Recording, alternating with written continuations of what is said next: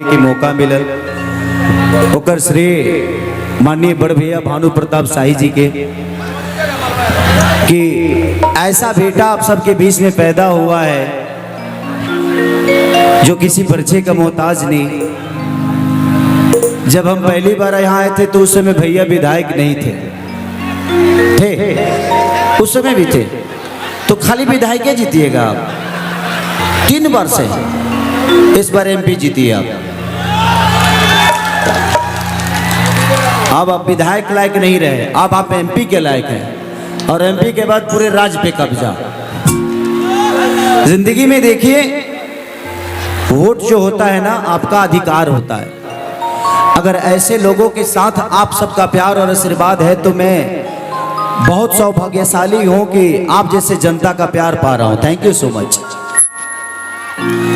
मुझे ये महसूस होता है जब भी मैं भानु भैया के साथ आता हूं तो मुझे महसूस एक बात की होती है कि यहाँ के लोग प्यारे तो हैं तभी एक अच्छे इंसान को इतना बड़ा नेतृत्व करने के लिए दिया है। आप लोग अच्छे नहीं होते तो ये इंसान अच्छे नहीं होते। आपका विश्वास अगर इन्होंने जीता है तो उसमें आपका भी बहुत बड़ा योगदान है कि आपने इनको चुना है और एक अच्छे बेहतर इंसान को चुना है। किसी नेता को मत चुनिए। मुझे लगता है कि भानु भैया एक नेता की तरह नहीं बल्कि एक बेटा की तरह आप लोगों का सेवा करते हैं और मैं इनके अंदर एक नेता वाली खूबी देखता भी नहीं। एक नेता आपका कल हलवा देगा, आपका इंदिरा आवास बनवा देगा, लेकिन आपके बेटी का कन्यादान नहीं करेगा। लेकिन इन्होंने, मैं जब भी आया हूं तो आप, ये मेरा सौभाग्य है भैया कि आप मुझे जब भी बुलाते हैं तो उपकार के काम के लिए बुलाते हैं। दिल से थैंक यू आपको।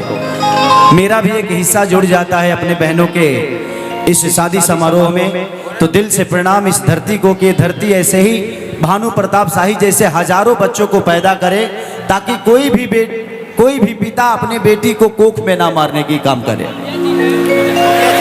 उसको रहे ये समझ में आए कि नहीं अगर भानु प्रताप शाही जैसा इंसान है तो 10 को बेटी पैदा कर दिया तो ब्याह तो हो ही जाइए कर।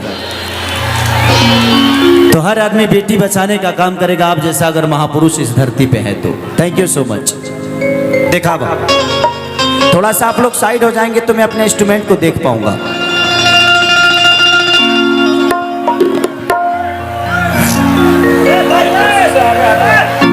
हाँ आप लोग थोड़ा सा, हाँ थोड़ा सा साइड हो जाइए आप लोग ताकि मैं थोड़ा सा रिदम ठोकिए भैया। रिदम को थोड़ा बढ़ाइए। साउंड ऑपरेटर किधर है?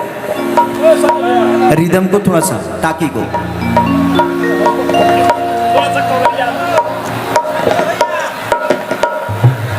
बेस को बेस ओके। तबला को देखिए। बाकी सब ठीक ना? Okay thank you. देखा